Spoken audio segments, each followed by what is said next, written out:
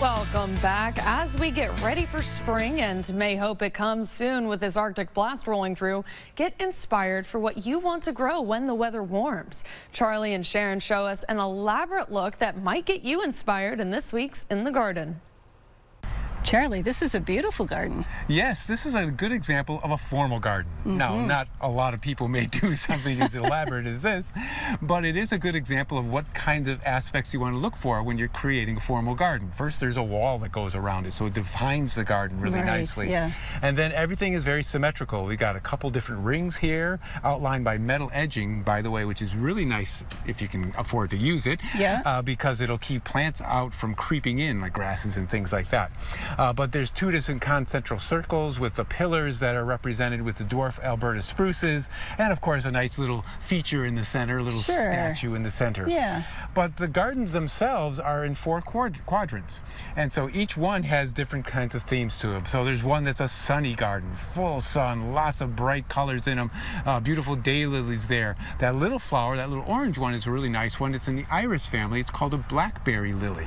I thought I noticed the leaves looking iris-like, but I didn't recognize that flower. Yeah, it's beautiful, and it's a perennial here, so it will come back year after year. Beautiful. And then behind that are that tall flower that's really kind of dominating the backdrop. That's called Maclea, or the plume poppy. It's a nice one to have as a backdrop, but you have to be careful because it spreads. Oh. And it can spread all over the place. Okay. And then you go from the tall flowers all the way down, work your way through the black-eyed Susans down to some of the creeping sedums that are nice edging plants around the bottom of that garden.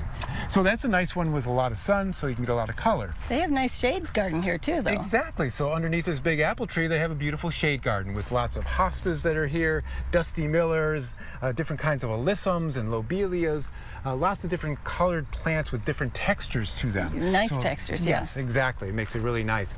And then the shade garden continues over underneath that other apple tree, and there's enough sun over there for those balloon flowers to grow, which are really kind of cool flowers, those big white flowers, because the buds, before they open up, they look like little hot air balloons. Yes, they do. So kind of cool, you know, and as they open up into that beautiful color, they come in a blue color too, the different varieties. But there's some globe thistle over there and some veronica.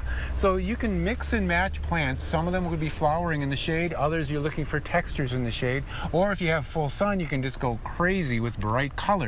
So you can have that informality in the quadrants to go along with the more formal sections in the middle with the different kinds of ground covers and roses and beautiful sweet potato vine that's there as well. Some good ideas.